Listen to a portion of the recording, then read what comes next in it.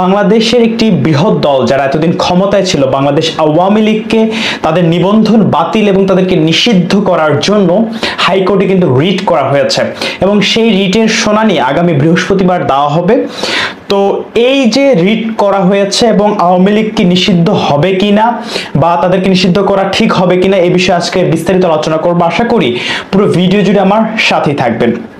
প্রথমেই বলে নেই যে আওয়ামী লীগ যে কর্মকাণ্ডগুলো করেছে গত 15 বছর ধরে, তারা যে পরিমাণ গণহত্যা চালিয়েছে, তারা যে ধরনের দুর্নীতি করেছে, তারা যে পরিমাণ লুটতরাজ করেছে এবং এই যে গণ অভ্যুত্থান, ছাত্র জনতার যে গণ অভ্যুত্থান হলো, এই গণ অভ্যুত্থানে যে পরিমাণ গণহত্যা তারা চালিয়েছে তার মানে এটা একটা জঘন্যতম কাজ করেছে এবং তাদের ছাত্র সংগঠন ছাত্রলীগ তাদের যে সশস্ত্র কর্মকাণ্ড এবং তাদের যে সশস্ত্র সন্ত্রাসী কর্মকাণ্ড এগুলো সারা দেশের মানুষ দেখেছে এবং সামগ্রিকভাবে এই বিষয়গুলোর কারণে জনগণ এখন চাচ্ছে যে এই আওয়ামী লীগকে তাদের নিবন্ধন নিষিদ্ধ করা হোক, বাতিল করা হোক এবং তাদেরকে দলীয়ভাবে নিষিদ্ধ করা হোক, এটা তারা জনগণ চাচ্ছে এবং তাই পরিপ্রেক্ষিতে একটি মানবাধিকার সংস্থা হাইকোর্টে রিট করেছে এই আওয়ামী লীগকে নিষিদ্ধ করার জন্য এবং তাদের নিবন্ধন বাতিল করে দেওয়ার জন্য।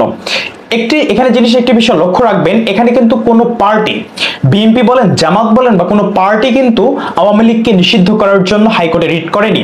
একটি মানবাধিকার সংস্থা তাদেরকে নিষিদ্ধ করার জন্য কিন্তু হাইকোর্টে রিট করেছে।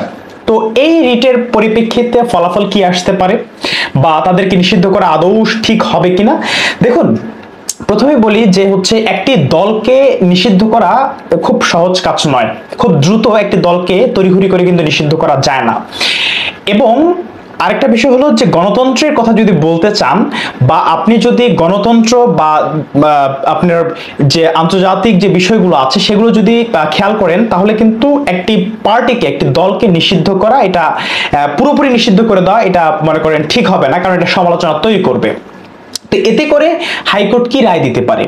হয়তো হাইকোর্ট এ ধরনের রায় দিতে পারে যে আপনার আওয়ামী লীগের নিবন্ধন বাতিল করতে পারে এবং তাদেরকে যেহেতু তারা গত 3টি নির্বাচনে আপনার কারচুপি করেছে, গত 3টি নির্বাচন সেটা নির্বাচন হয়নি, ফাইজলামি হয়েছে, দেশের জনগণকে আপনার জিম্মি করে তারা গত 15টি বছর 3টি নির্বাচন তারা জবরদখল করে ছিল। সে কারণে হয়তো এরকম কোনো কিছু আসতে পারে যে আগামী 3টি নির্বাচনে তারা অংশগ্রহণ করতে পারবে না বা আগামী 15 বছর তারা বা সাময়িক সময়ের জন্য তারা নিষিদ্ধ হতে পারে, এ ধরনের কোনো কিছু রায় আসতে পারে। দেখুন, আওয়ামী লীগ বাংলাদেশ জামায়াতে ইসলামীকে নিষিদ্ধ করেছিল এবং তাদের নিবন্ধন আরো বহু আগে বাতিল করা হয়েছে।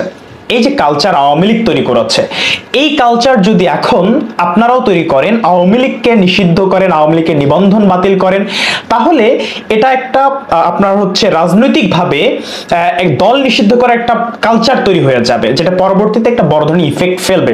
হ্যাঁ, এটা সত্য, দেশের জনগণ চাচ্ছে যে এই আওয়ামী লীগকে নিষিদ্ধ করা হোক এবং এই আওয়ামী লীগের নিবন্ধন বাতিল করা হোক, তাদেরকে নিশ্চিহ্ন করে দেওয়া হোক, এটা কিন্তু দেশের জনগণ চাচ্ছে, অধিকাংশ মানুষ চাচ্ছে তাদের স্বৈরাচারী কর্মকাণ্ডের জন্য। এবং আমরাও চাই যে তারা যে অপরাধগুলো করেছে সেই অপরাধগুলোর শাস্তি হোক, সেগুলো সর্বোচ্চ শাস্তি দেওয়া হোক। আমরা মনে করি যে আদালতের রায়ের অপেক্ষা করব এবং আমরা দেখি যে তাদের বর্তমান পরিস্থিতি কি হয়ে দাঁড়ায়।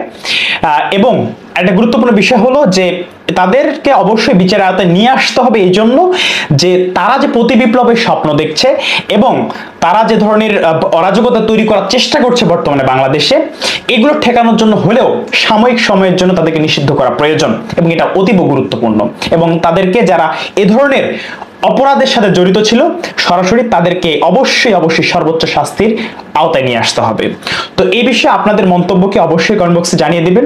সকলে ভালো থাকবেন, সুস্থ থাকবেন। আসসালামু আলাইকুম।